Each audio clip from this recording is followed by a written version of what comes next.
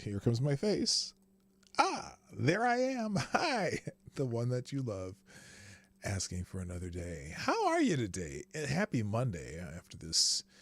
Well, where I am, kind of precursor to winter weekend where the snowflakes were flying, but they're not getting any traction yet, which is pleasing to me because I really don't feel like digging out my snowblower. Although my snowblower is beautiful, large, and functioning. Because in Minnesota, you kind of have to have one, especially if you have a driveway like mine. But no, it didn't get a whole bunch of snow. But one of the planters that I had that was just filled with water from rain, it froze. It's below freezing now, at least for the day. And that's why I'm wearing a sweatshirt that says Breckenridge on it, because it's really warm and heavy. And even but it's weird because I'm in my basement. I have heat in my house. I just reluctant to turn it on. It's on though.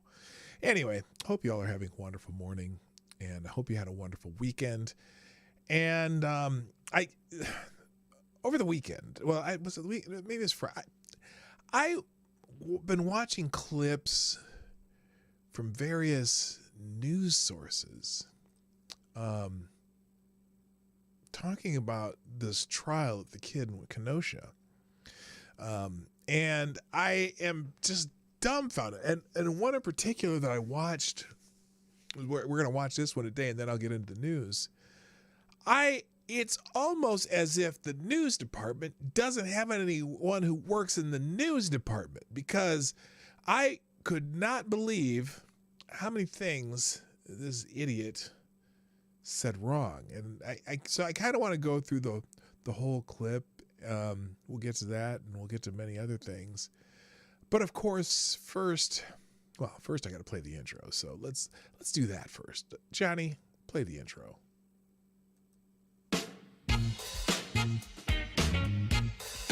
Ladies and gentlemen, coming to you live from the Lucky Dog studio in a hidden location somewhere in the upper Midwest of the United States of America, it's a brother making his own way, but with all the wrong opinions. Welcome to the Morning Night Live with your host, yours truly, PDawg Knight. Okay, stop the music, please. Good morning, everybody. Welcome to the Morning Night Live. I'm your host, Marty, also known as PDawgKnight on the internet, and welcome to the Dawg Knight Channel. Welcome back to some of you. Welcome here if you're new, and I'm really happy you're here. It's Monday, the 15th of November, 2021. Just about a week before where the peak season starts with my one job, which could make me late more often than not, kind of like it already has been, but we'll see. We'll see how that goes. And I am just like I said, I'm dumbfounded by the media right now. It's as if some of these people in these news departments who are not watching the trial don't ask about the trial, because like last week, we showed you when what's that dipshit from the New York Times, Jonathan something, anyway, whatever the hell his name is, when he was subbing in for Joy Reid, he said so many stupid things. In fact, he started out with the notion that the people in Kenosha were rioting after the death of Jacob Blake. And like I said, I've said it several times, I'm sure Jacob Blake would like to know he's dead. But anyway, but it's so many, it's embarrassing. It's embarrassing. People on Twitter who say the most dumb things, so just factually inept things. And how could you not know this? I mean, I understand not everyone has time to watch the trial, but aren't you even watching the news? And I watch the news and I go, oh, that explains everything. This is why these people don't know anything. And it's embarrassing. And so we'll get into that in a moment. I promise.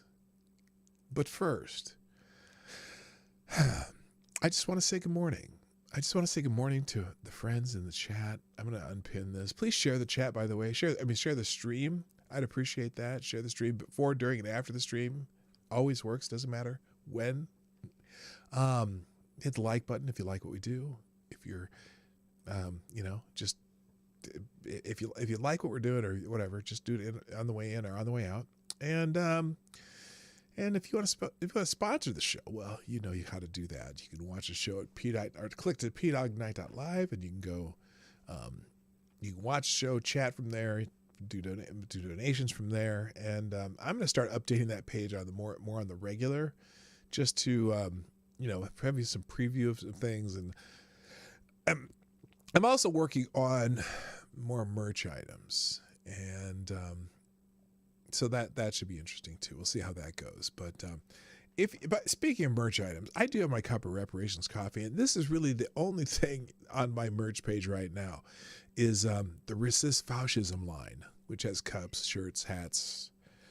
Is there anything else? I thought about putting a mask on there, but that would kind of defeat the purpose. But anyway, I do have my cup of reparations.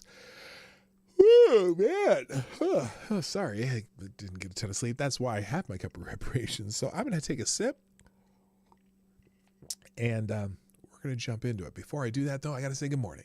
And that means first in the chat today is Wikipedia Snippet, who gets the bell. Thank you for being here. Also, good morning to Somnambule Nation, who, as usual, has already tweeted out the show faster than I have. That's fantastic. Good morning also to Mike Savage, Blarg, Jonathan Peterson, Sora Luna. Nice to have you back. Also, good morning to, that's me. I don't understand myself. Good morning, Keenan. Hello, TC. Welcome back. Good morning, Let's Go, Brandon, a.k.a. Renee Mayette. Good morning. And also, good morning, Maddie, who you're back in Minnesota. Yes, good. And they're going to have they're going to have a place to stay in the Twin Cities. That's kind of a permanent hub, so to speak, because they're she and Ronan are. Oh, by the way, I almost forgot that. Got a more of a, as I understand it right, more of a not necessarily a local route, but a more of a out and back route, kind of, where you can get home every day, which is cool. Also, good morning to Select a Boy. Yeah, boy. Also, good morning to I was at a scroll here. Higgs in the house. You get a horn too, even though it's not the same thing. Also, good morning, Sinicki. LP Dog and chat will come back to listen later. Gonna watch the closing arguments of the shit show. Yeah, I'm gonna watch those later too. Now, one thing I do, because I as soon as I leave, literally, as soon as I get off the stream, I click my phone to have the closing arguments playing, and then I scroll it back to the beginning, and I watch it on 1.5 speed. So I'm gonna be doing that too. Good morning also to, and I do it on a Rakita's stream, but if you don't like people talking during it, you may have to watch it directly on either Law and Crime, PBS, and one of those others. But I just enjoy listening to the lawyers banter during this too. Hopefully, and I'm not caught up in it. I'm caught up in it just because it's interesting and I have an opinion about it. But there's a lot of people out there say, oh, you're caping for Kyle Rittenhouse. You're just trying to, this blah, blah, blah, blah, blah. I cape for him. I just have an opinion. I have an opinion on a lot of things, and I tell my opinion. And if my opinion doesn't match your opinion, well, so be it. It's over. We'll get over it. But, some people are very sensitive. Also, good morning to Jaeger Pony, my favorite Canadian. Amy in Connecticut, welcome back. Who else is here? Real quick, let me scroll. I think, well, that's kind of it. Jen T's in the house. Nice to see you. Kay Schul's here. Jim Beam, what's up? And Tyler F. All right, that's kind of, if I miss, and Attack, I'll see Attack Alpaca too. And Jada Clay. Oh, I missed a whole bunch of people. All right, well, if I missed you, I apologize. Oh, I forgot to unmute that. Here, I'm going to make that, here, let me do this. I'm going to let that go again just because. Maybe it'll play again. Is it going to play again? What the hell? The hell is that? All right, there you go. Thank you. First sponsor of the day would be Phil. Thank you, Phil. Phil DeGrave. You are the new Streamlabs yes, superstar you are that, sponsor and thank you for of the sponsoring the show day. today. Who says Joseph? And the message is Joseph Rosenbaum died doing what he loved. Trying to touch a little boy. Yes. Yes. Thank you, Phil DeGrave. You are very special. And that sounds unusually something makes me think. That might be the dog o duck. Anyway, also good morning, Don Julio. All right, let's get into what I was going to talk about today because, but I have to find it because now my bookmark seems to have been, wait, there it is. Oh, thank goodness. Oh, by the way, I put a poll on Twitter this morning and I'm finding it very interesting. It's going to be up for a couple days. If you're on Twitter, go take that poll and retweet it. Don't like it. Retweet it after you take the poll so that I can get a little better accuracy. But the poll is, and I'm asking you to answer. Maybe I'll just do this in the chat. I'll do it in the chat too. And I'll just give you the answers. But I'll put news story. Okay, and the question is based on Twitter or whatever social media you're on and American media. What is the biggest story happening in the United States today? Is it Rittenhouse? Okay, the Rittenhouse trial. Is it the U.S. Embassy? Where the embassy was taken by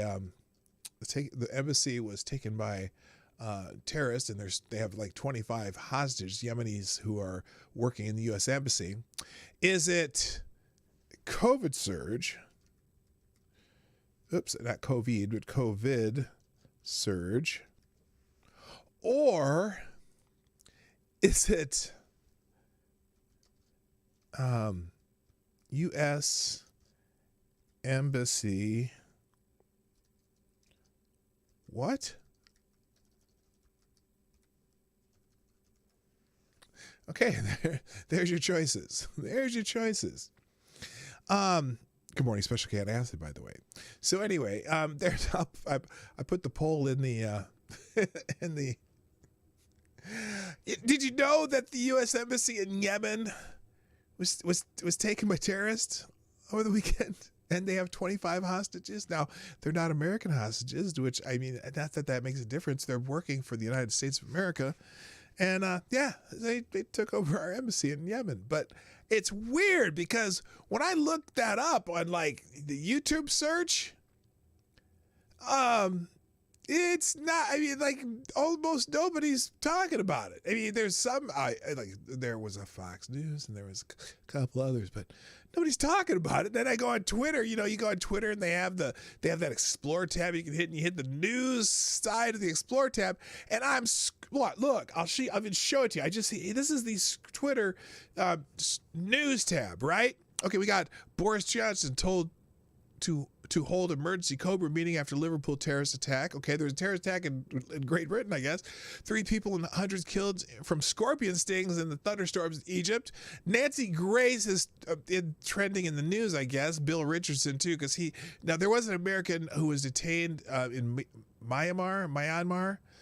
Danny Fencer, he's been released, and he'll be flying home soon. COVID-19 updates, okay. Beto O'Rourke announces run for governor of Texas. That wasn't there earlier. Oh my gosh, I'm glad I didn't take a drink of coffee. Then Richardson, fatal explosion in Liverpool, blah, blah, blah. Taiwan and focus on the Biden-Xi summit. The Biden-Xi summit, that's going to be a shit show. Will Smith, I watched my father punch my mother so hard she collapsed. Myanmar, miracle of 2 Canadians gave the world 100 years ago, still saving lives. How to reverse pandemic brain aging. Pursuit of fairer skin is fueling a dangerous drug dependence in India. U.S. temporarily blocks release of Capitol riots record. Astro World Festival, blah, blah, blah. Nothing about even here, at least 16 UN staffers detained in Ethiopia's capital as nation's year-long civil conflict. Nothing about Yemen. The U.S. Embassy in Yemen. Now, granted, I know Twitter's kind of worldwide, but you'd think it'd be at least the news that I would be searching because I'm a citizen of the United States.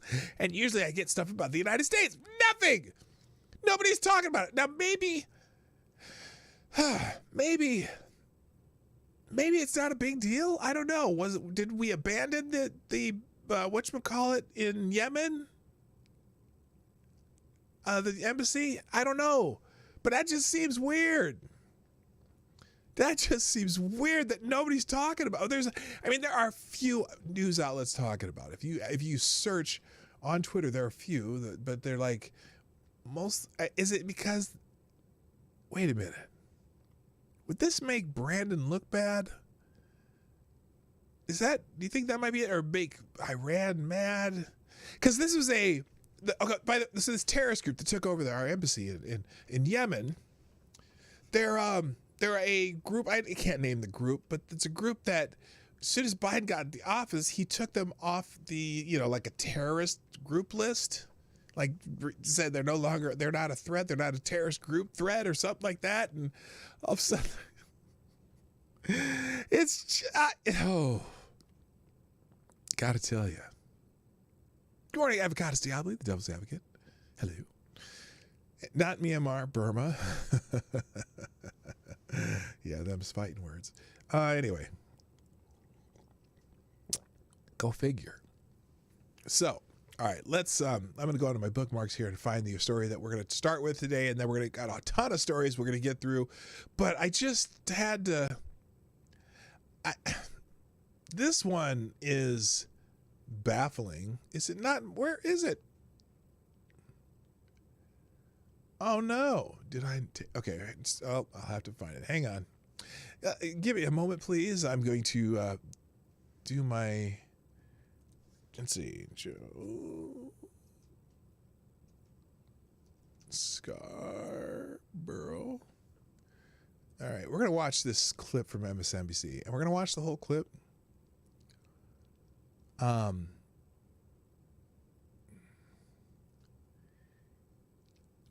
commented on this earlier. I tweeted about it earlier, and this is incredible. Hang on a second. We're going to pause, hopefully. There we go. And there's the full screen. And there we go. Here we go. So we're going to watch this clip from MSNBC. So this is the Morning Joe. And this dude here, Beaker, we call him. If you watch HB, Beaker and Leaker show. Good morning. Sean, what's up? It's been a while. Yeah, the Houthi group that took over that embassy in Yemen is sponsored by Iran, so they might not like it that we called them that. And yes, I see some of you are watching both the closing arguments and me. Like I said, you can either watch one or the other, and play the other at 1.5 times speed or 2 times speed afterwards. That works for me because I can't watch the other one while I'm doing this. But so anyway, who's the other dude? That's a good question. That is a good question. The other dude, I believe that's Claire McCaskill. All right, so let's watch. Let's just watch this clip, and it's kind of long, so it's going to take up a lot of. This is only 1:20. Is this the whole clip?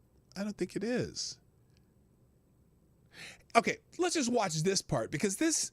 I want to watch the whole thing. Sorry, because it gives you an idea of the whole report. I believe I tweeted it myself, so I will just put it up here. Where the hell is home? Oh, I see what happened here. Let's go. I'm pretty sure that I did. So let's just go to my profile. Because I put out the whole damn thing. He ate the whole thing. All right. Nope, that's Ian Miles Chung. Oh, for fuck's sake.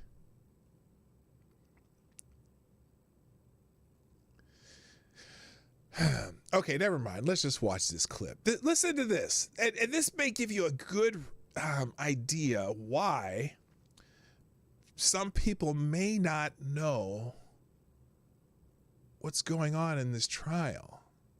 it because of the sheer. Well, wait. I'm not even going to say what. Sheer what? I'm not going to say the sheer what. I'm just going to show you. I'm going to show you that this jackass did the thing, and it's glorious. All right, do I have the volume up right? Yes, I do. Here we go. Here we go. Here we go. All right, I'm going to take the poll down here. Let's see. Let's close the poll. That's close enough. Oh, Rittenhouse. U.S. Embassy. What? Like, what the hell? It got second. Okay, there you go. All right, here we go. Here's Joe Scarborough explaining a thing. All right, listen. Listen to this shit. So just generally, here we have a 17-year-old kid, underage, said he bought an AR-15 because he thought it was cool. Okay. He thought the AR-15 was cool. He said that in the trial. Okay, he's got that right so far. He's a 17-year-old kid. Bought the gun because he thought it was cool. Because remember, he said he wanted to go buy a shotgun. They didn't have any, but he thought, okay, well, they had this, and this was cool. Cool. All right. What else?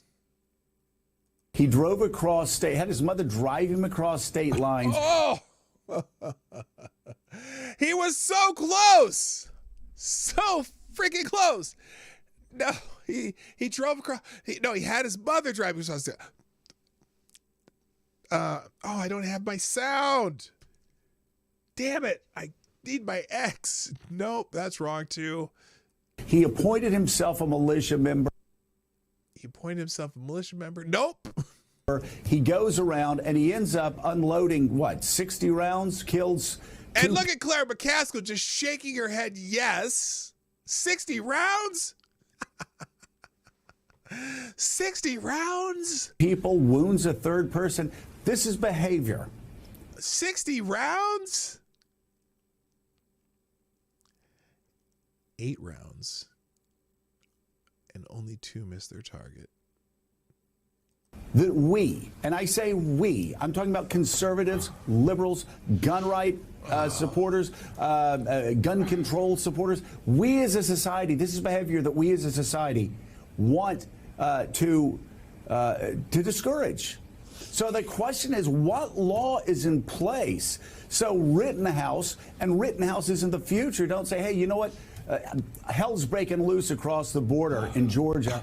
I'm going to get my AR-15, skip school on Friday, and go up. And I'm saying, though, if you're in Florida, I'm going to go across and I'm going to go into Georgia, and my teenage kid is going to just start waving. Shut up! He has it so fucking wrong. I think I swore too early in my stream. Complete and utter bullshit. It's amazing how wrong. Start waving around it. Shut up, Joe. It's amazing how wrong he got it. It's a complete and utter embarrassment that you could get this so freaking wrong. And yet, you see people all over Twitter, all over Twitter, parroting his mother drove him. And I'm going to say right now, I'll bet you now, I'm going to run into somebody in my life who says, well, he fired like 60 rounds, didn't he? He fired 60 rounds. This motherfucker.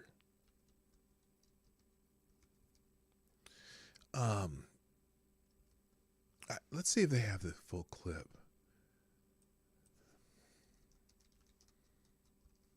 Because it's, I got to tell you, it is, it's unbelievable. How wrong they got it. how wrong. They got it. Did they even put the clip up?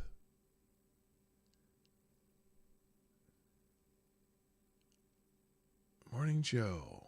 Morning Joe. Where are you at, Morning Joe? Does Morning Joe have its own separate page?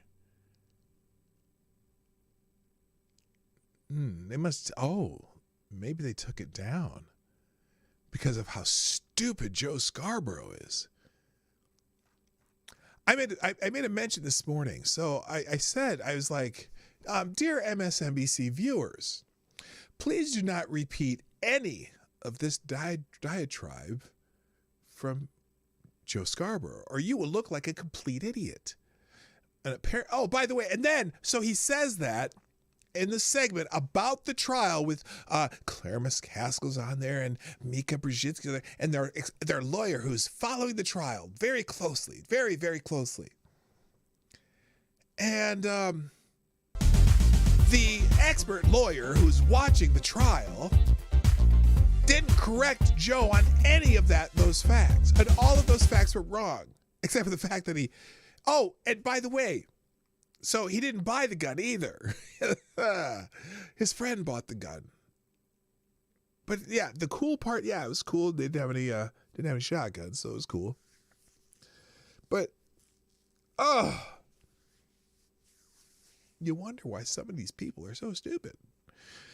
All right, real quick. Thank you, Maddie, for sponsoring the show. And Maddie, you are the new Streamlabs Superstar sponsor of the day. Yay. Thank you, Maddie, who says the Morning Night Live is brought to you by Spin Doctors of America. Now you too can turn the truth into something completely unrecognizable. Put our liars to work for you. Spin Doctors of America, for the truth is inconvenience. Fantastic. Thank you. That is a fantastic ad. By the way, if you'd like to write ads for the show, not sponsor the show, but actually write ads too, that is one of the best examples of an ad for the show. Maddie is a very prolific writer. Gunfox61 is pretty good with the ads too. Duck Dog is too sometimes. And then sometimes he just writes some funny shit, which is very, very pleasing to the ear and heart. So there you go. All right, and real quick before I move on, thank you, Zach Osborne. Thank you, Somnambule Nation. Those of you who have been retweeting the show and sharing the show on your feeds, I greatly appreciate you.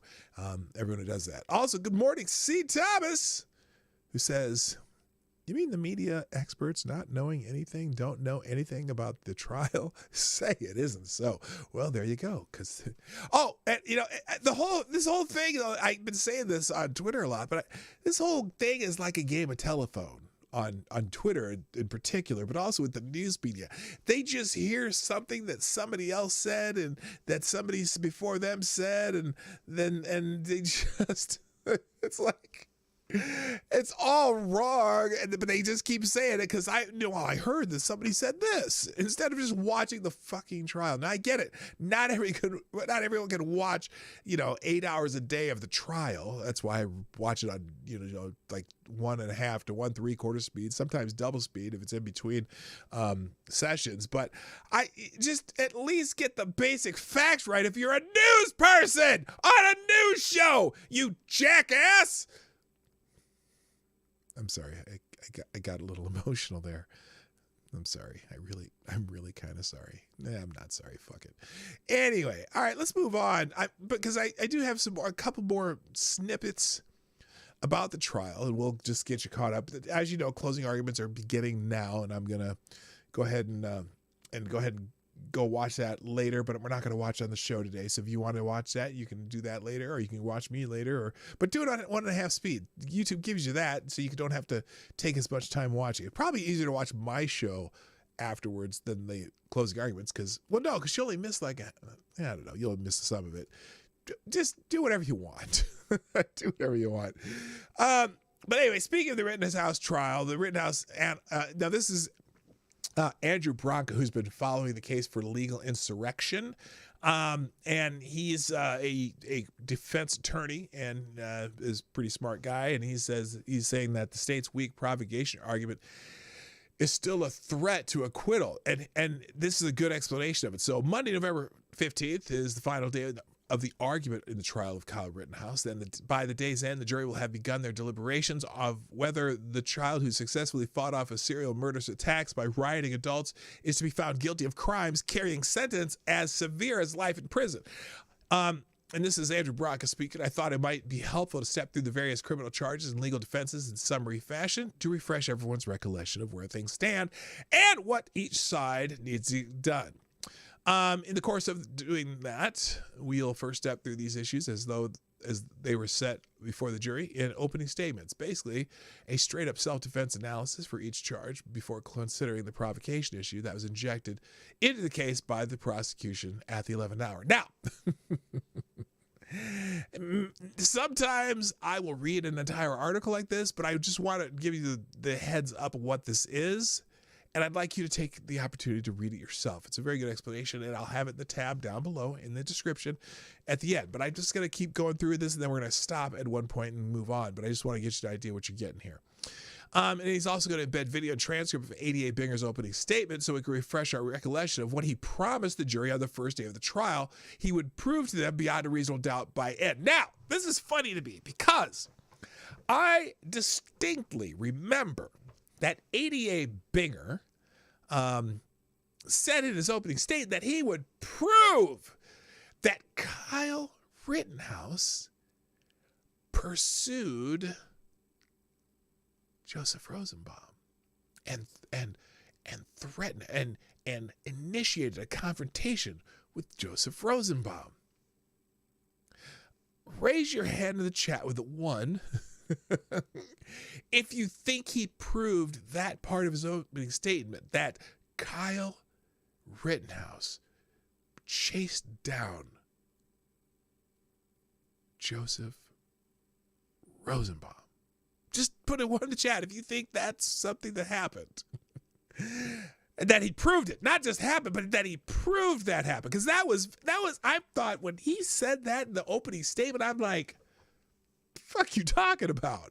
What the fuck you talking about? There's no evidence that Kyle chased Rosenbaum anywhere, through the course of the trial, you figure out he wasn't even following Rosenbaum. He didn't even know Rosenbaum was there. But that's hilarious. Anyway. It is also noteworthy that nowhere in ADA Binger's opening statement was there a mention of Kyle provocatively pointing his rifle at others that night, and no claim that the attacks by Joseph Rosenbaum was provoked by Kyle pointing his rifle or by any other specific act on the part of Kyle. Indeed, ADA Binger fails to use the term provoke or any variation of that term even a single time in his opening statement to the jury. Finally, I'll share what I expect the last day of this trial to look like in terms of the sequence of events and their likely schedule and how we'll be covering it live on Eagle Central Direction. So, like I said, I'm not going to read all this. This is some homework for yourself. And maybe if you're going to do this, watch that later, this would be a good thing. This would be your primer, okay? Let's see. Do they have I do want to, let's see. Oh, this is really long. We're not going through all this. You could, but it is good. Some homework. Here's the part that I want to show you.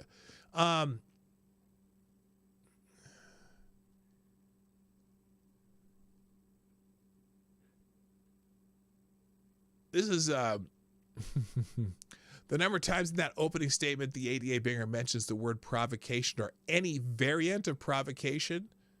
0. That's right. The very heart of the state's narrative of guilt was to be presented to the jury tomorrow has literally 0 presence to be found in the state's own opening statement to the jury. You see him, here's the closest ADA Binger in its opening statement. Anything like suggestion of provocation by Kyle can be found here when he's vaguely describing without specificity or evidence that Kyle might have somehow been responsible for Rosenbaum's repute. Quote, you see him, Rosenbaum, running toward the 63rd car source, and behind him running in the same direction, following him is the defendant.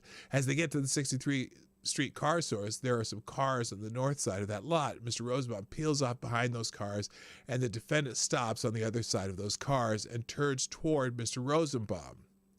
Now, obviously, in the infrared video of the plane overhead, we don't know exactly what was going on at that very moment. We don't know what words were said, but what's clear is whatever that confrontation that was initiated by the defendant started, it caused Mr. Rosenbaum to come around the cars and start running after the defendant.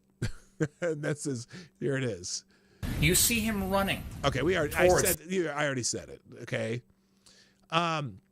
Nothing substantial about provocation, ADA Binger's statement. Here's the video of the entire opening by Binger. So you can watch these again if you want. It'll get you caught up. But this is a great primer for what's going on, what's going to be happening today and how they're covering it. Now,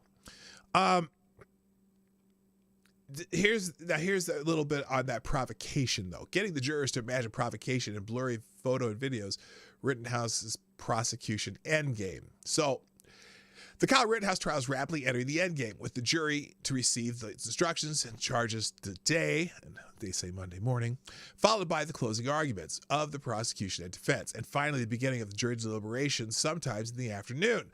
Given the strength of Kyle's core claim of self-defense and the weakness of the state's attacks on that legal defense, it seems worth taking a look at the last desperate effort the prosecution is making to try to drag something resembling a win out of this smoking pile of trial that is to sell an incredibly weakly supported argument of provocation to at least a single juror interested in accepting such nonsense. Kyle Rittenhouse's legal defense to the use of force charges against him, of course, centered on the privilege of self-defense under Wisconsin law. Having properly raised his legal defense at the start of these proceedings, the burden is now on the state to disprove self-defense beyond a reasonable doubt. That's a little bit different than other states. In other states, the defense has to prove self-defense. In Wisconsin, the state is required to disprove self-defense beyond a reasonable doubt. Now, that doesn't mean the state has to disprove self-defense in its entirety. It just means the state has to disprove any one of the four required elements of self-defense. There are four core elements of self-defense in Wisconsin law that are possible targets of attack by the prosecutions: innocence, imminence, proportionality, and reasonableness. I also mentioned that the fifth element of self-defense, avoidance, does not generally apply in Wisconsin, in that there is no generalized legal duty to retreat before you can act in otherwise lawful self-defense. And he's written extensively over the 8 days of trial testimony. The state has offered little or no evidence attacking any four of the core elements of Rittenhouse's claim of self-defense, and certainly not any evidence beyond a reasonable doubt. They did not do so for the perfectly good reason that they have no such evidence. Let's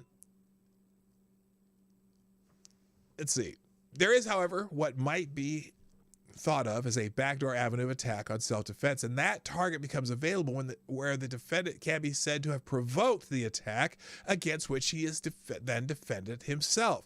Generally, I treat provocation as a facet of the element of innocence, but Wisconsin law breaks it out as if it were a separate element, so that's how he treats it in this article. If we had any doubt what form of attack a prosecution will bring to bear in their closing argument on Monday, today, that was resolved during the conference hearing on Friday, the meeting in court outside the presence of the jury, in which the parties argue over the precise instructions that will be given to the jury for use in deliberations. The prosecution's attack will come in the form of the legal doctrine of provocation. It's worth noting that the jury can effectively only find the defendant guilty based on the jury's instructions that they have received from the judge. An instruction withheld from the jury necessarily withholds a path of conviction.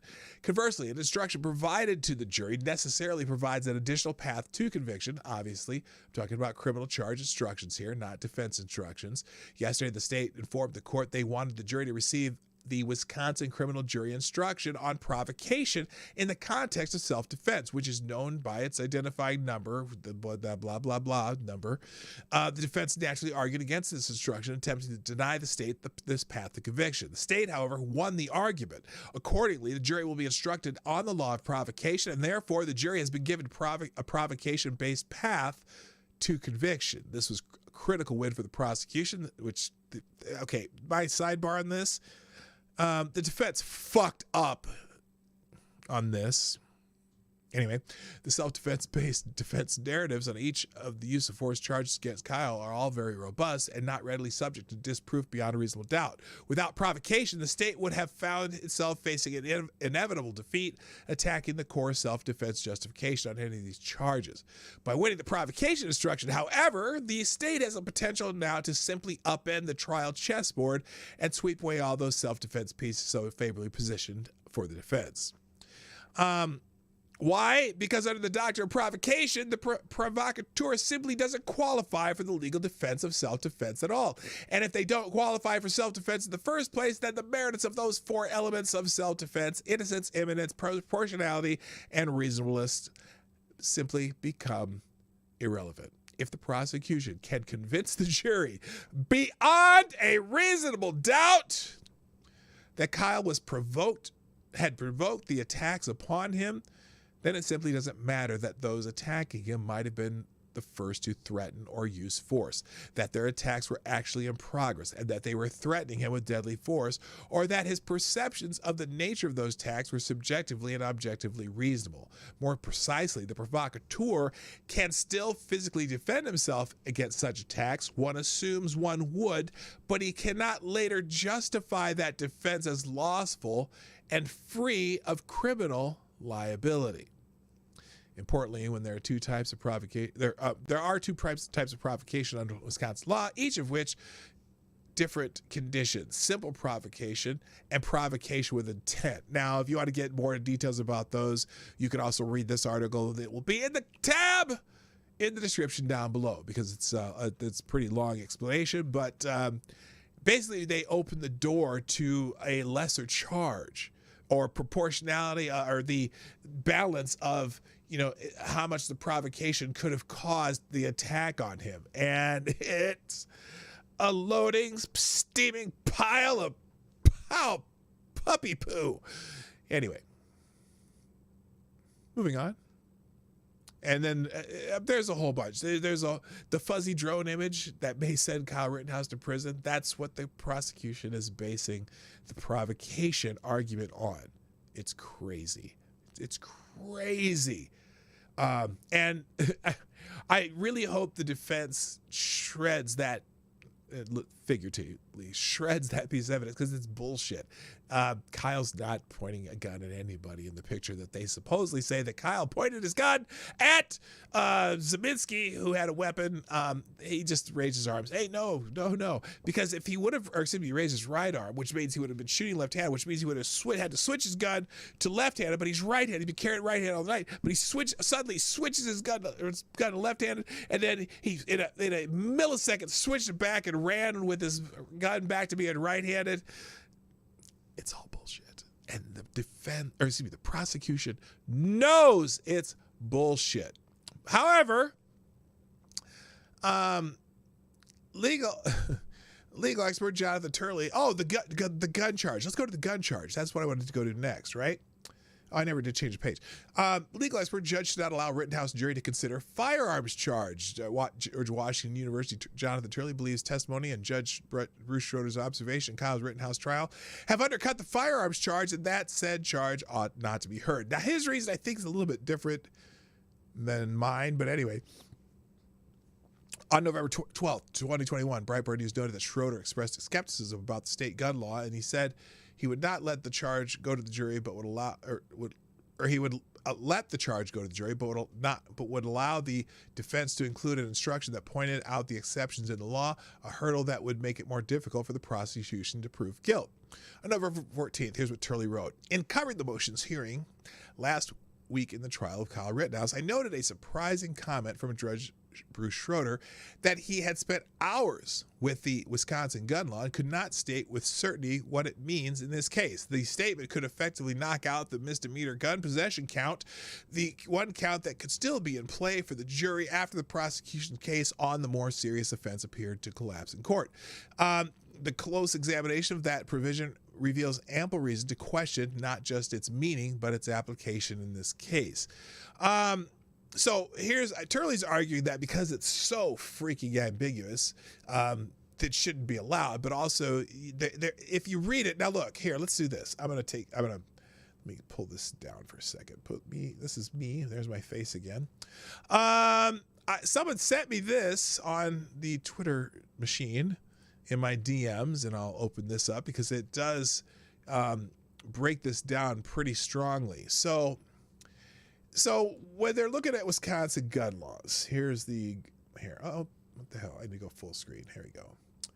Down here, a basic possession of dangerous weapons by a person under 18. That's the section, okay? Down here in section C, that says this section applies only to a person under 18 years of age who possesses or is armed with a rifle or a shotgun if the person is in violation. This is saying that the section that says they can't have a weapon applies to a person under 18 years of age who possesses or is armed with a rifle or a shotgun if the person is in violation of 941-28 and is not in compliance with 29-304 and 29-593.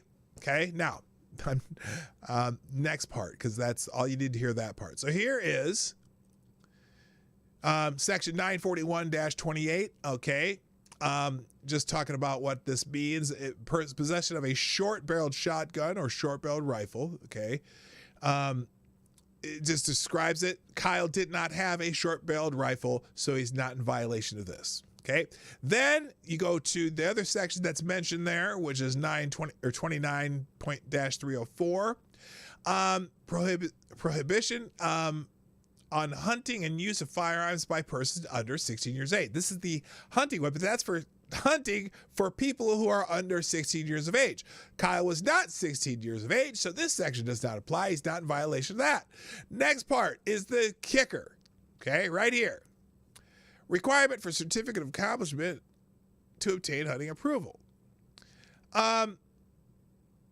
Exception as provided. Now, this is about hunting.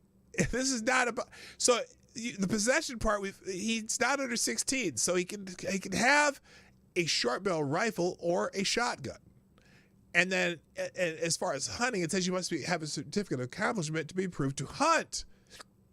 This is for the age of people born after blah, blah, blah, for hunting purposes only. Since Kyle wasn't hunting, he does not have to have this certificate, so he's not out of compliance with this.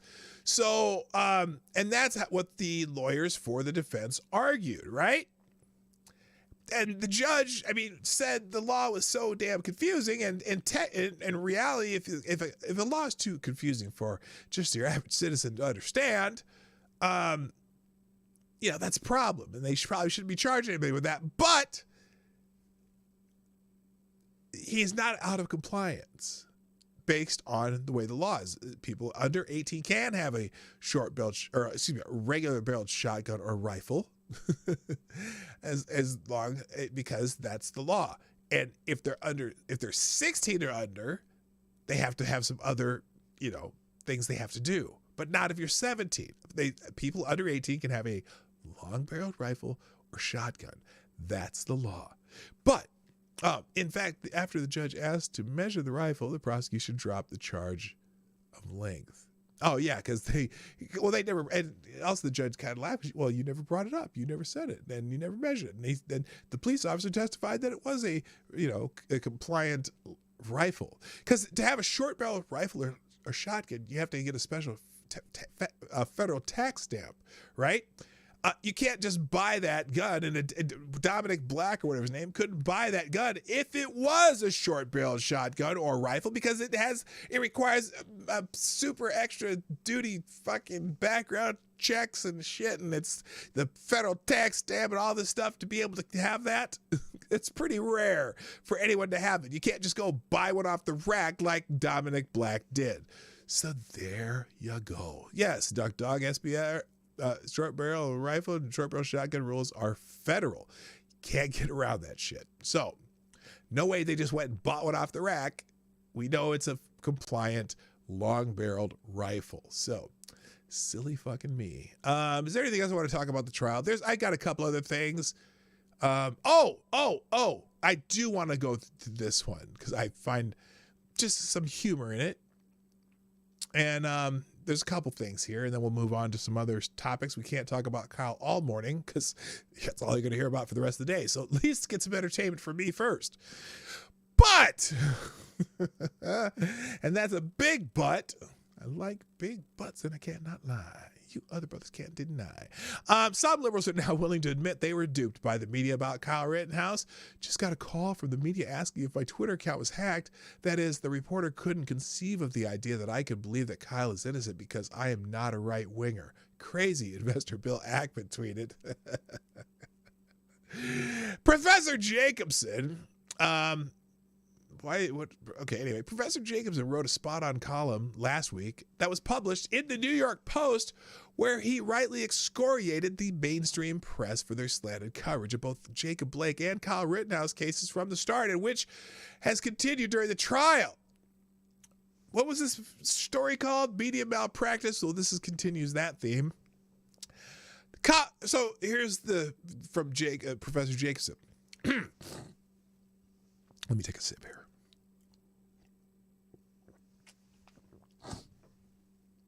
Okay.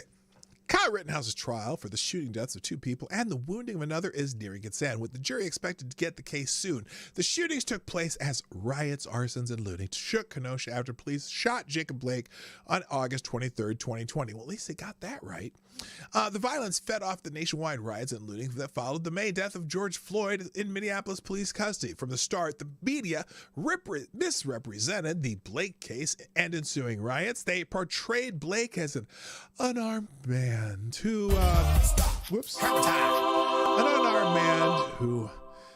just happened to be in the wrong place at the wrong time, suggested to police brutality due to racism.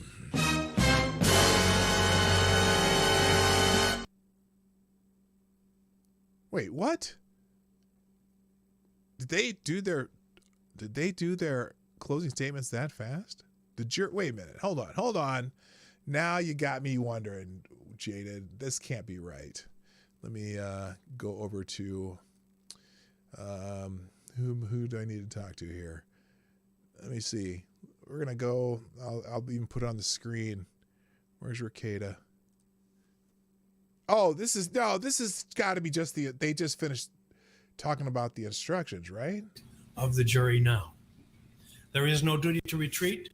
However, in determining whether the defendant reasonably believed the amount of force used was necessary to prevent or terminate the interference, you may consider whether the defendant had the opportunity to retreat with safety, whether such retreat was feasible, and whether the defendant knew of the opportunity to retreat. Jada, you should also consider whether the defendant provoked the attack. A person who engages in unlawful conduct of a type likely to provoke others to attack. All right, okay. That's not what I'm just here to do, guys. You got me. Hang on, where was I here? Okay.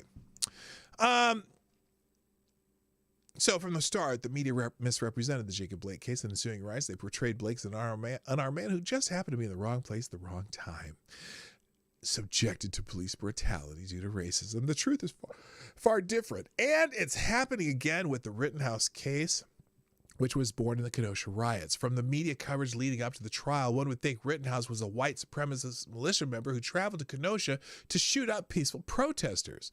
With trial evidence consistent with the news narrative, there could have been a major media mea culpa. Instead, headlines and framing continued that pre-trial narrative, even if inconvenient facts appear deep down in the articles. As the editors who run these stories and draft the headlines know, many, if not most people, don't get far beyond the headlines and opening paragraphs.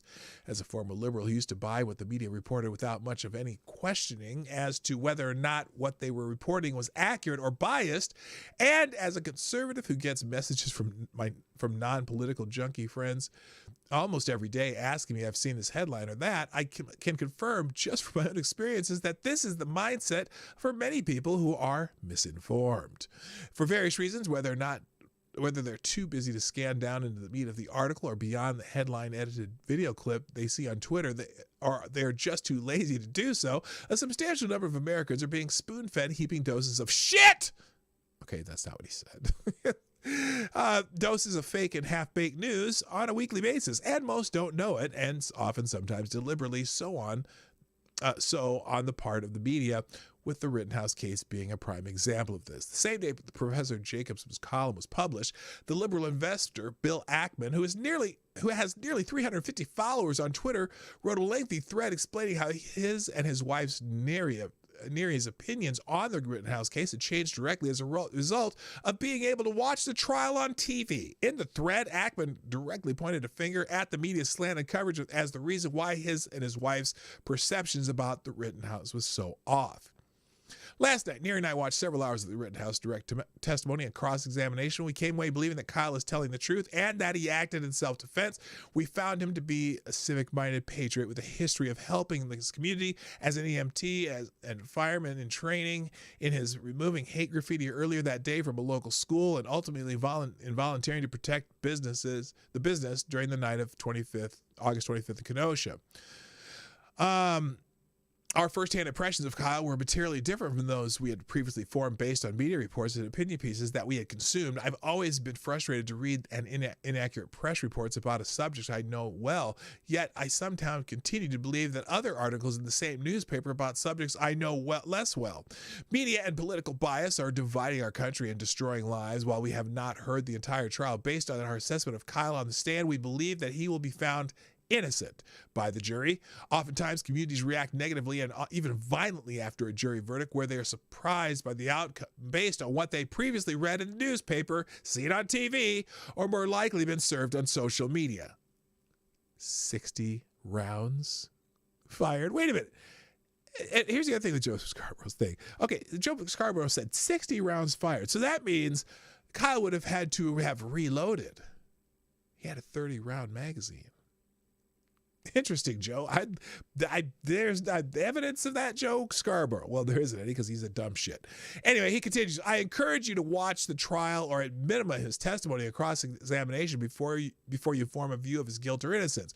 With respect to my own political bias, I am not a gun owner nor a member of the NRA. On balance, I support stronger gun regulations, removing loopholes in the sale of guns. Unfortunately, it seems society's views of Kyle's innocence depends more on one's views about gun control rather than on what actually took place last August.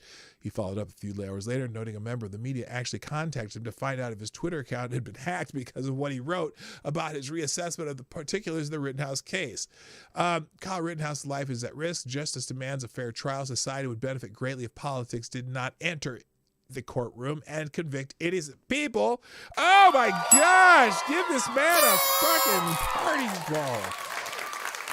Let's have some beers with this guy. Just got a call from the media asking if my Twitter account was hacked.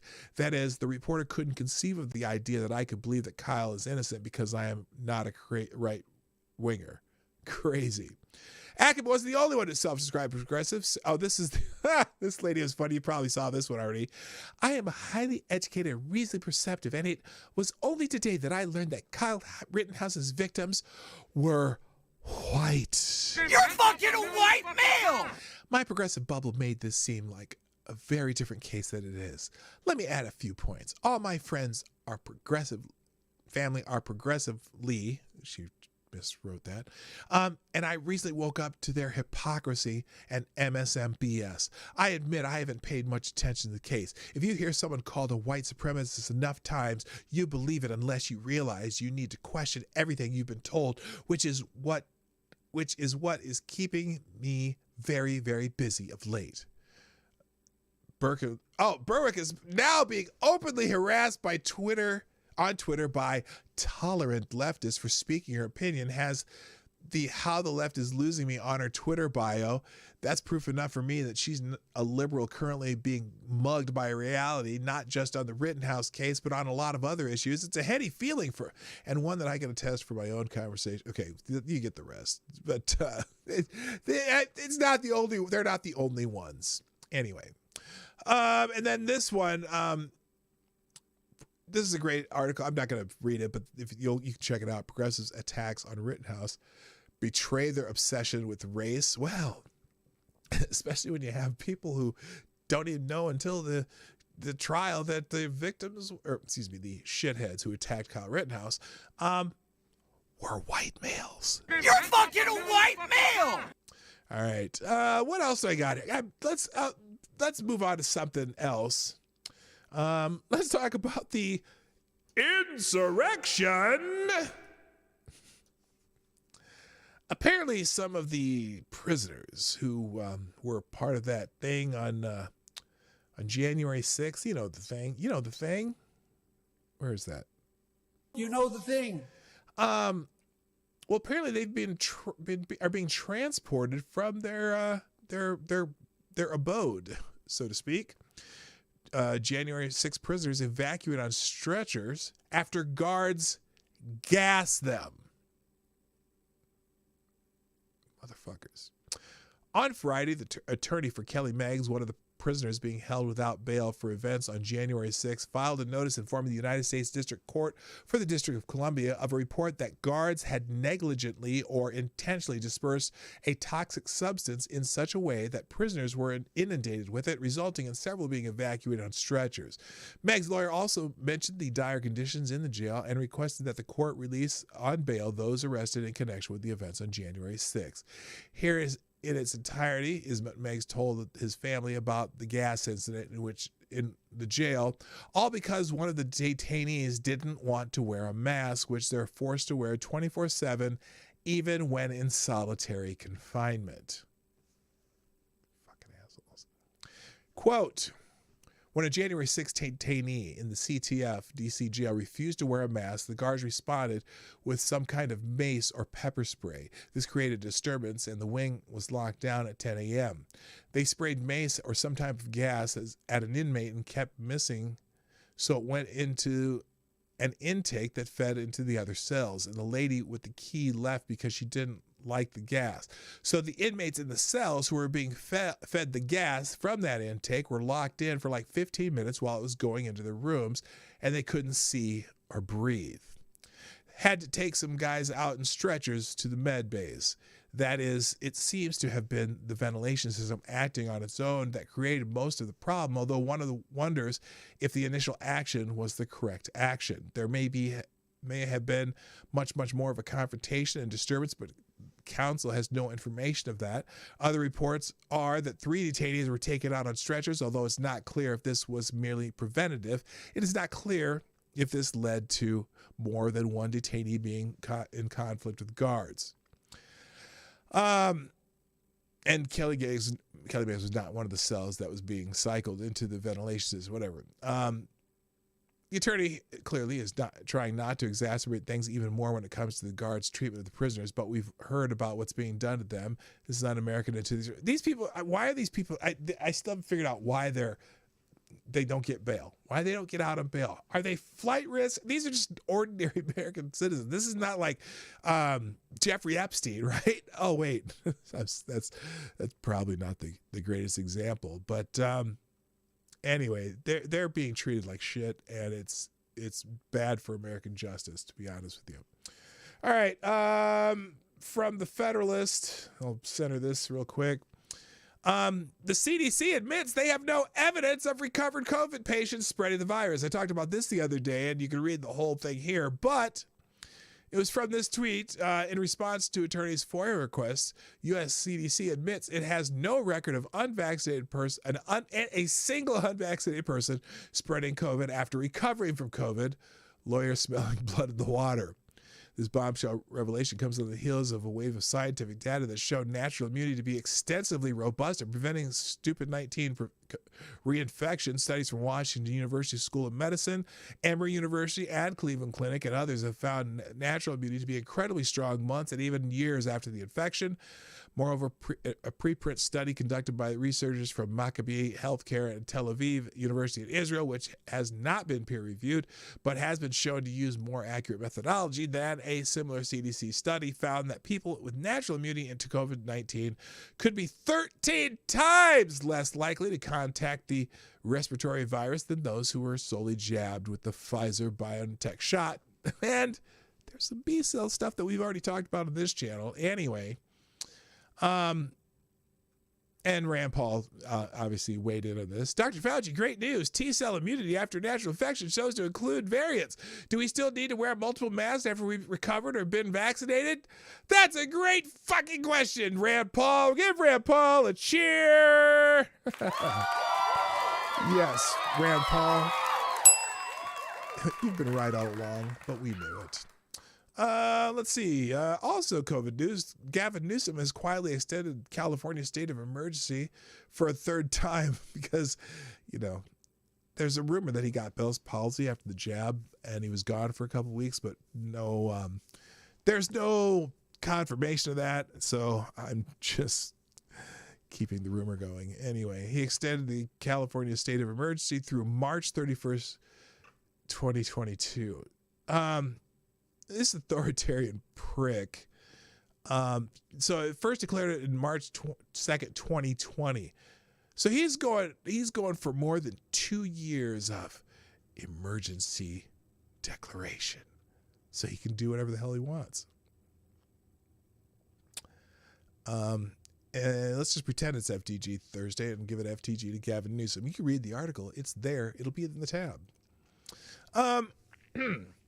California school board has voted to refuse compliance with Newsom's stupid 19 vax mandate. The usual threats of fiscal punish do not seem to be swaying the district due to a number of parents who will outright leave the public school system if the mandate goes forward. Thank you, C. Thomas. Kapow! With a trace, via Streamlabs. Thank you for sponsoring the show, sir, who says, you mean to tell me that the state has no proof of the fucking lies they repeat about the Chinaman flu, and yet we are supposed to still follow their rules? I guess my name is Toby now, and the CDC is Massa. Now that's a little extreme there, Thomas, but thank you for sponsoring the show. So the school board has the Clovis Unified School District, a board of trustees, recently voted to refuse to implement Governor Gavin Newsom's pending stupid 19 Fauci juice mandate. In a 5-0 vote, the CUSD Board of Trustees decided not support, enforce, or comply with the mandate. The decision came during a Tuesday meeting and applies to both students and staff. According to the CUSD, they will discuss and possibly make a decision on mask mandates and testing protocols at a later meeting, November 23rd. In a November 4th letter, the district said it was aware of the possible repercussions, including loss of funding and other formal actions.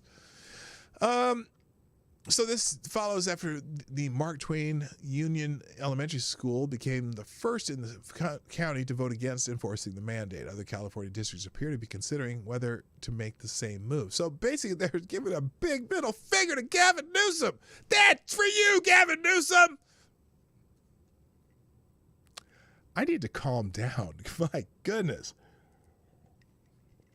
Also, let's see. New York police officers have been fleeing New York and for better opportunities in Florida police departments.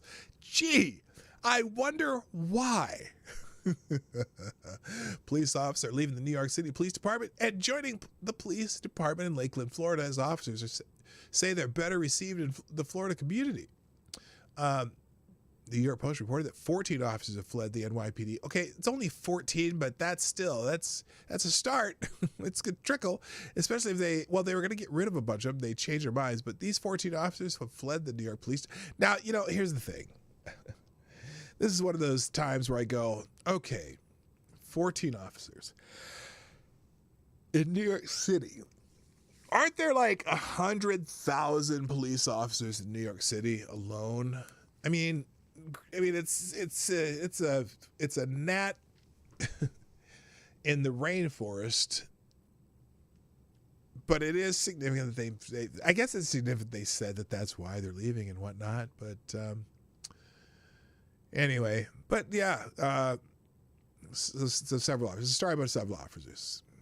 Okay, great. Moving on. The misery index. Remember anyone old enough to remember the misery index during the Carter administration? This administration is the Carter administration revisited. You know what I'm saying? Misery index. Average Americans feel the pinch of the Biden economy. Each month, economists attempt to gauge how average Americans are weathering the ups and downs of the U.S. economy by using the simple yet clever technique of adding the U.S. unemployment rate to the current rate of inflation. Economists to quantify the economic well-being of the country into a misery index. The current U.S. misery index stands at 10.82%. But what exactly does the misery index tell us? First, we know that as a rate of inflation goes up, the cost of living increases. Next, as the unemployment numbers rise.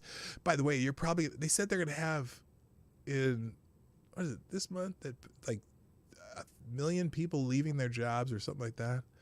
That's crazy. But because of vax mandates, I think. Anyway, first we have next, as unemployment numbers rise, more and more people fall into poverty. Consequently, the misery index acts as a kind of shorthand or metric with which to gauge the health of the economy as a whole, since both employment and inflation impact the average American wage earner. Inflation erodes purchasing power of the consumer. Higher prices mean fewer goods can be purchased. In other words, even as Americans get back to work after the disruptions of the pandemic, their wages, savings, and investments buy less and less. Not because they've done something or anything wrong, but because of the mere passage of time increasing the prices of goods and services, such as housing, food, transportation. Life simply becomes more and more expensive. Thank you, Brandon. Okay. This is interesting. Today's in Blacklisted Americans. Professor is forced to undergo a mental examination because students didn't like the exam questions. Persecution is now cool. Law professor James Kilborn at the University of Illinois, Chicago was suspended by his university and forced to undergo a mental examination plus drug test, essentially because some unnamed students objected to an exam question that referenced racial slurs and that Kilborn has been using in his test for a decade.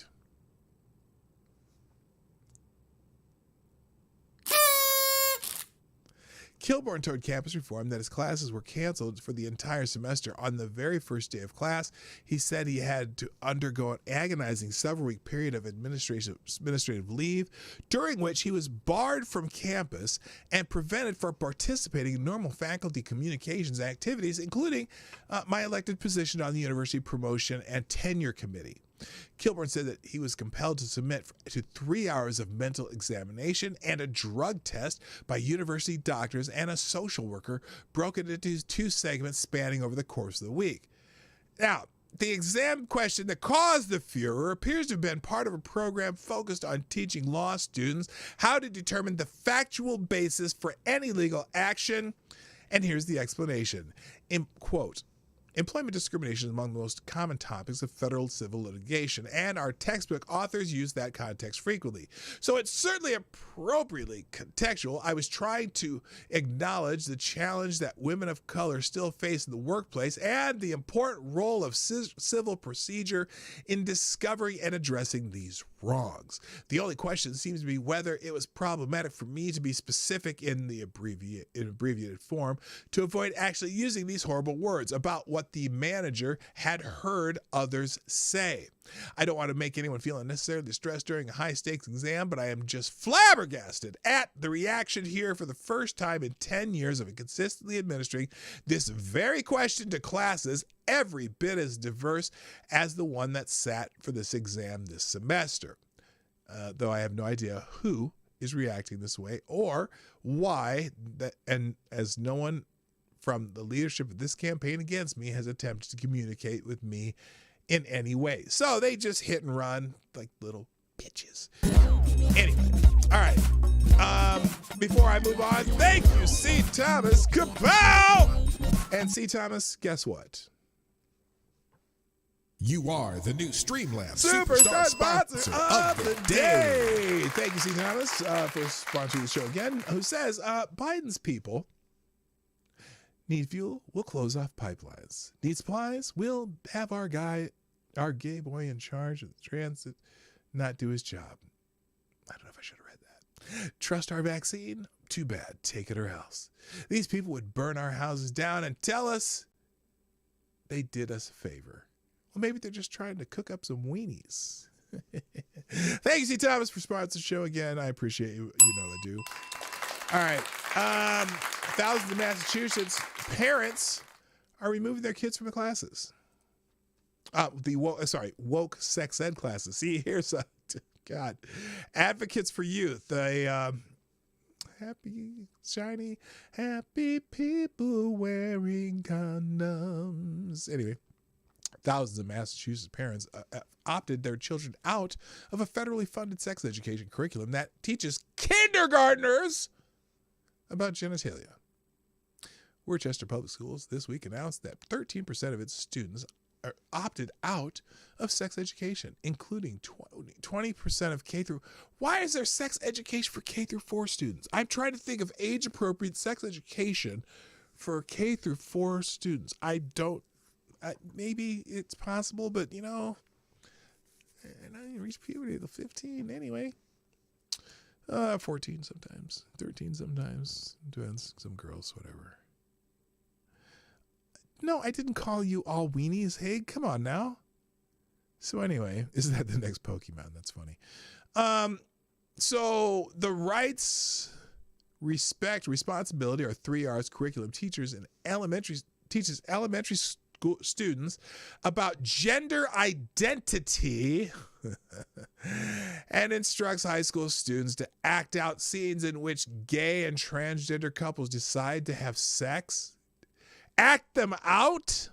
What the fuck? God. The curriculum authors include one current and one former Planned Parenthood employee. Oh, yes.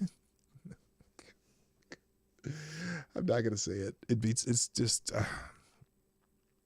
it is published by Advocates for Youth, a progressive group that since 1955 has received $26 million from the Center for Disease Control. Yes, we can teach kindergartens about penises and vaginas, but we can't, but as long as you wear a mask, I'm saying. Anyway, so parents are saying, fuck this shit. We're pulling them. Fuck it. Fuck it!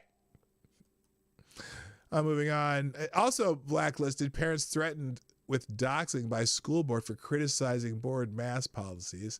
They're coming for you next. Parents who have publicly objected to the mask mandate policies of Scottsdale, Arizona school board have discovered that at least 2 members of the school board, Jan Michael Greenberg and Zachary Lindsay, had compiled or had access to a Google Drive folder containing personal information of the parents, including social security numbers, financial information, pictures of themselves and their children.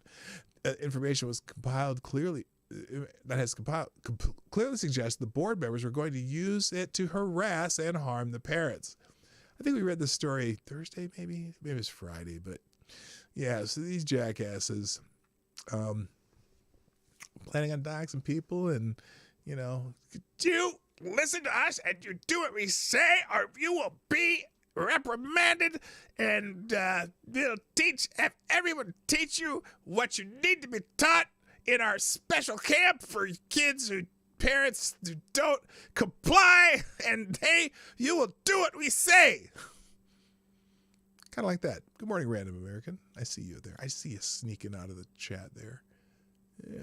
All right then. We're almost done. Joe Biden crashes to 38% approval rate in the Washington Post poll. Holy shit. If Joe Biden thought passing his $1 trillion boondoggle, excuse me, would help with his polling plunge, the far left Washington Post has some very, very bad news. Slow Joe's approval rating among registered voters has plummeted to just 38%. That's not a typo. One of the most biased and disreputable pollsters in the country, a pollster willing to work any kind of dark magic to give Democrats a boost, has President Shart at 38% approve, 57% disapprove. President Shart. Did he fart again the other day, like loudly and loud enough to hear? Oh my God. He's upside down by 19 points. Good for him. Do they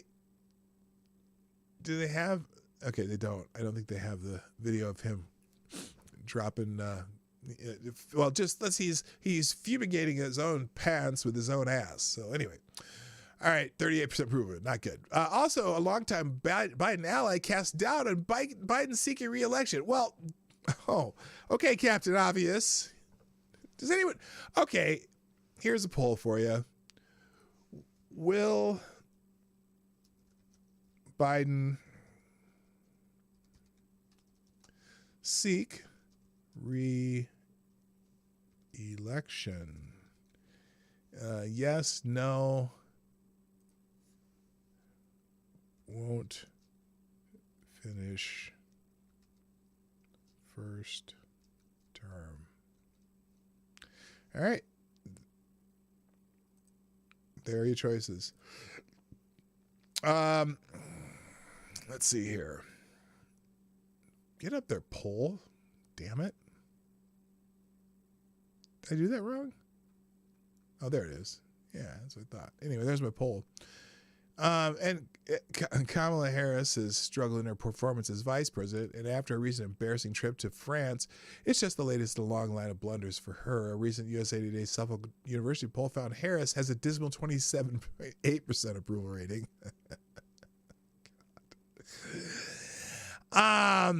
Anyway,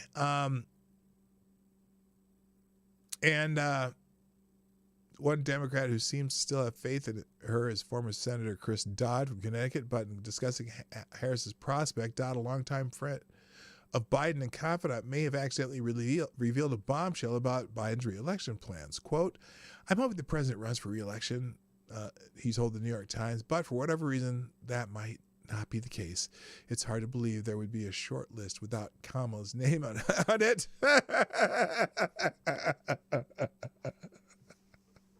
I'm sorry. I'm sorry. I don't even know why that's funny to me, but it is. It's hilarious. It's hilarious. Goodness gracious. The only way she's on the short list is if Biden steps down before the end of his presidency, his first term. Then she would already be vice president, which would put her on the short list. I don't think she's on anyone's short list. The woman who still never won a state, or didn't want to, she dropped out before Iowa.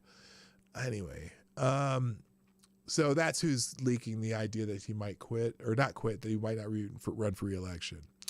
Elon Musk. Oh, this was great. So Bernie Sanders was tweeting some stupid shit, and Elon Musk has has been trolling him. Bernie Sanders, "We must demand that the extremely wealthy pay their fair share, period." And Musk replied on Twitter, "I keep forgetting you're still alive," adding me, "Want me to sell more stock, Bernie? Just say the word." And then later, this was good too. Later, a comment referred to Musk's sale of the combined $6.9 billion worth of shares as of Friday on November 6th. Musk created a Twitter poll asking whether he should sell 10% of his stock in Tesla, tweeting, "Much is made lately of unrealized gains being a means of tax avoidance. So I propose selling 10% of my Tesla stock. Do you support this?" Roughly 58% of the 3.5 million votes cast said he should. And so he did. He put, "Note, I do not take cash or salary or bonus from anywhere. I only have stock. Thus, the only way for me to pay taxes personally is to sell his stock." Yeah, duh. And that's, I'm telling you, they do this wealth tax. They're going to make you take this percentage of your wealth or your estimated worth. Are they going to give you money back if you lose money because the stock market crashes? Or because as soon as you start selling, does that increase the demand or does not? If you start selling large chunks of your business because you have to, does that increase demand or does that just lower the price? And so suddenly your wealth is diminished. Oh, are you going to give me a refund now? That's just what a fucking boondoggle. There's no way they can do that. And moving on. All right. I got to do kind of a synopsis for the last 5 or 6 here. At the Indiana Rutgers game, well, you know what they did. Welcome into the Monday episode. Is it the Notre Dame, Wisconsin? I did not know that this was this type of a... Hang on. Every single week, we've had F Joe Biden chants underway. And I said during my interview with Don Jr. that I didn't think these chants were going to go away. Don Jr. said he didn't think these chants were going to go away. And now here we are, 4 weeks are in the books. And not only are the chants happening, they're happening. We don't have to listen to him, but we can listen to this. Turn This is at the Indiana-Rutgers game. Turns out the guy stripping at the Indiana game are also based as fucked. Here we go. Fuck Joe Biden! Fuck Joe Biden! Fuck Joe Biden! All right. Fuck Joe Biden! Sounds like, okay, so they're saying let's go Brandon everywhere. That's fantastic. 62% of you think he won't finish the term. Goodness me. That's with 13 votes, but still, that's yeah, I don't think he's going to finish his term either. Okay, we're going to end that poll. All right, let's see here. I have a few more left. Oh, this is an editorial you can read on your own, but I just wanted to highlight it in the tab below. MSNBC anchor Joy Reid's crying shame. Let's watch part of this. Is this here? This is from no, that's Fox News. I want to see. Do they have a clip? Oh, she doesn't have a clip, does she? Anyway, I'm going to give you the last line here because it's interesting. Joy Reid is the embodiment of the wealthy black elitist who Representative Burgess Owen describes as having done the most damage to the black community by joining forces with white leftists to divide to divide Americans. Yep. Anyway, she rips on Joy Reid.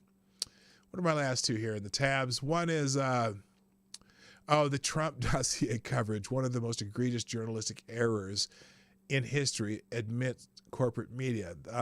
Apparently, a lot of people are doing an about face on this, and so this article tells you a lot about it. And of course, they're all biased sources, but I'm going to skip that. It'll be in the tabs. Also, let's see what else. Oh, I'm running out of time. I'm out of time actually. And here's the Washington Post issued a massive correction about the Steele dossier. Says it cannot stand by the accuracy of two stories. Wow, the Washington Post is. What year is it? What year is it? What year? It's what?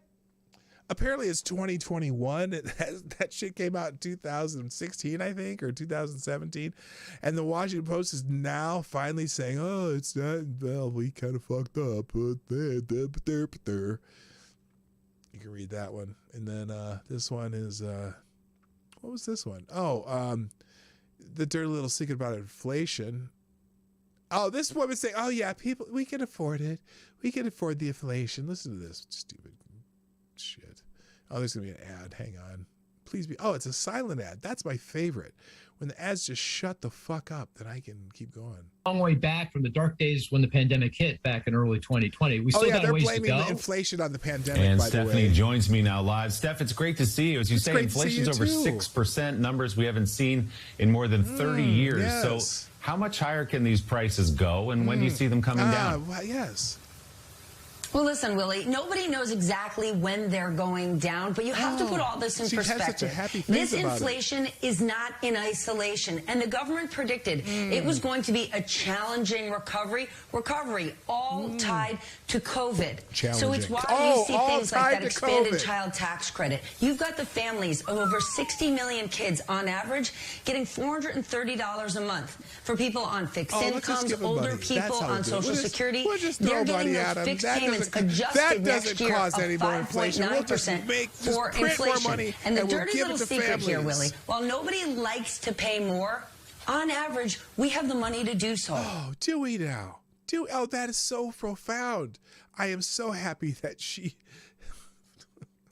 people have but they can afford it. Yes, the prices are higher, but you can afford it. Don't worry about it. It'll be okay. Fuck off. All right, last two. What was this one? And Tiffany Cross shames the trucking industry because there's too many white truckers. This is pathetic. I might come into this one tomorrow. I might say, remind me about that one tomorrow. That is the last one for the day. Well, here, I did it wrong. Listen to this. MSNBC host Tiffany Cross took aim at the trucking industry Sunday for employing too many middle-aged white males. You're fucking a white male! Who overwhelmingly voted for Trump and are too aggressive on the road. During a segment of Cross Connection, Cross joined cross-country driving school owner President Pamela Day to discuss the ways in which the trucking industry can attract a more diverse workforce amid a labor shortage. I don't know. I know. We're gonna go down there to those. The guys stand at the Home Depot and they come out and hire for jobs like just to get the guys to come down there. Well, you can just drive on down to Home Depot and catch that line of guys waiting to get day jobs, right? And you can take them at gunpoint and put them into buses and make them go to the licensing school and then make them drive the trucks because, it's oh, fuck. This is a wage gap argument. Well, there's just too many. Anyway, real quick. Thank you, C. Thomas Capow, for sponsoring the show again. I appreciate you as always. Who says? Joy Reid and Don Lemon, the worst kind of morally bankrupt and gormless weasels in American history. Also, I think we are all sick of wealthy, pampered, bratty black media talking heads telling us all how they are personally oppressed as they do just that. This part too. Oh, and this part too. China is asshole. Just because. Thank you, C. Thomas. I love it when millionaires whine about white people. Anyway, all right. Let's listen to this. How long is this? You here, I have to tell you, my brother is a truck driver, and he drives across the country, and it's very nerve-wracking to me when he's on the road. Oh, is it? Is it really, because it feels like a dangerous industry. But you're trying to disrupt that and bring more people who look like us to the industry. Tell us why. Yes, ma'am. First of all, thank you for having me this morning. And yes, we are. And we say we're not building truck drivers, but safe CMV operators, folks that can get back to their home whenever they're done with their shift. That's the most important part. Yeah. Well, how can the industry be more welcoming? Because I have to tell you, I talk to a lot of truck drivers. I didn't hear her say there's not enough black people trucking. I didn't hear her. Did you hear her say that? I don't think I heard her say that. Maybe she did and I missed it. I don't know. And preparing for this segment, and most of these truck drivers are people of color, and they talked about hearing some of the racism over the CB. This is again an industry populated by a lot of white men over the age of 55. This group of people overwhelmingly voted for Trump. Okay, some people have talked about aggressive truck drivers cutting them off or not being helpful. So obviously, the more populated it is with people of color, I think you'll see less of that. But how can you encourage people to come and disrupt this space when it seems a bit unwelcoming? Well, I think just what you're doing, getting myself as a black female out there and letting people know. I drove for almost 8 years and yes, ran into lots of racism, but however, was out there to do my job. And I think that. Okay, so let's see. Percentage of employees, drivers, truck drivers, white 76, black or African American 16.8%. What is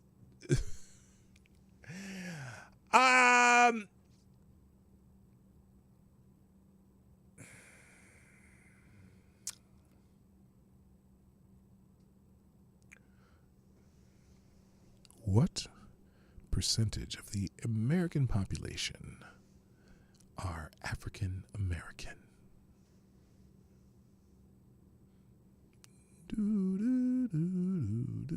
Okay.